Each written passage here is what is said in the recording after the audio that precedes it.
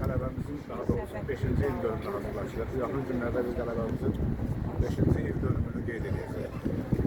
Çox təəssüf ki, heç bir müharibə itkisiz başa gəlmir. Təəssüflər olsun ki, bu müharibədə biz qazandığımız qələbədə də xeyli sayda itkilər verdik, şəhidlər verdik, qazilərimiz oldu.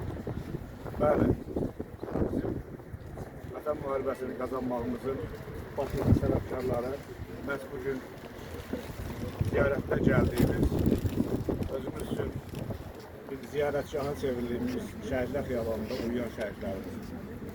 Mən burada bugünkü bu tədbirdə xeyli sayıda şəhidlərimizin analarını görürəm, atalarını görürəm. Və bu anaların, bu ataların məğrur vuruşu bizim üçün fəxrdir. Və bütün şəhid atalarımızın, şəhid analarımızın qarşısında baş əyirik, bildirmək istəyirik ki, bugün bu qəhrəmanlar tarix yazdı. Bizə düşən isə onların yazdığı bu tarixi gələcək nəsillərə ötürməkdir. Və biz də onun ötəsindən gələcəyik. Baş əyirik bütün şəhid analarımızın.